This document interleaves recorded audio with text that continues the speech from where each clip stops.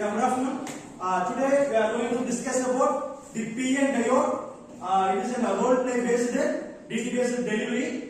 So here there are 8 students are there. So they will do the role play which is based on the operation of PN junction, or it may be called as diode. Let's start. So we are P-type semiconductor, majority holes, minority electrons. We are N-type semiconductors, majority electrons, minority holes. Do we have how many layers we have? Two. What are they? P layer and N layer. Okay. Do you know how many terminals are in PN diode? Two. What are the terminals? Anode and cathode.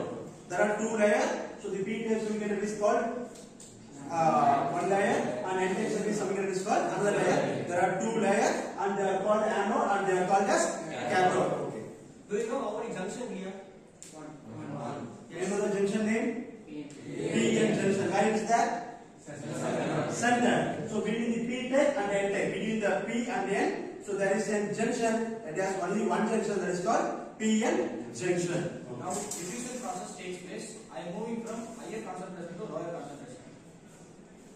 We are depletion layers, we do not allow any electrons or holes.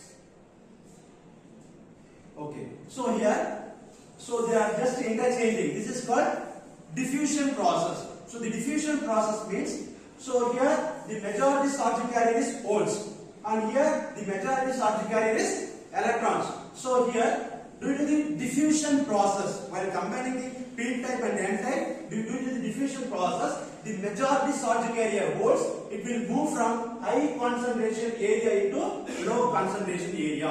So the one hole, it will move from P-type into N-type.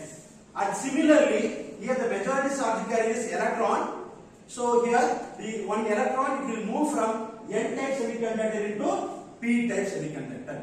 Okay, so only across the junction, the P-type and the electrons and the holes, across the junction, the electrons and the holes will get interchanged. So this process is called diffusion process. Okay, now the diffusion process is act as a barrier potential.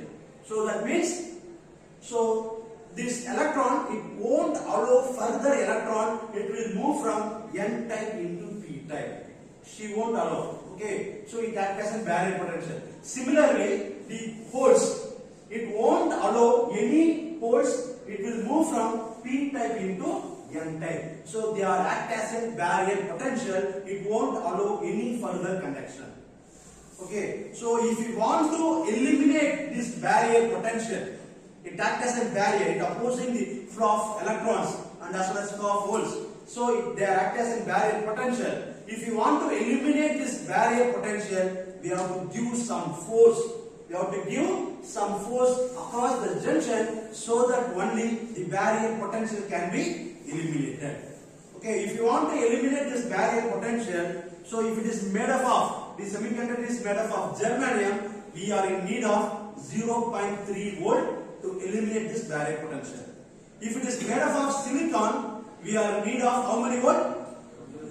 0.7. So we are in need of 0.7 volt in order to cancel this depletion layer. Once the depletion layer gets eliminated, then automatically the current gets start flowing. The current starts flowing. Okay. Okay. So now this is the unbiased condition. This is during the unbiased condition. The diffusion process will take place. So the barrier potential is formed across the junction. So now the supply is given into the P-type and N-type semiconductor. Okay. So now, so they are act as a battery. Okay. So you are belongs to positive side or a negative polarity. Okay. So he belongs to positive polarity of the battery. He is connected with P-type semiconductor. Okay now. So now he is connected with, he is giving the positive to the P-type semiconductor. So he belongs to positive. And what about the P-type semiconductor? Whether it is positive polarity or negative polarity? Positive polarity. Okay. And what about you?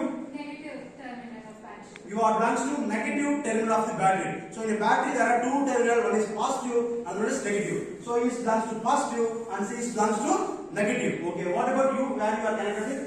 Negative terminal Okay. of semiconductor. So C belongs to negative terminal of the battery. C is connected with N-type semiconductor. So whether N-type semiconductor is positive charge or negative charge?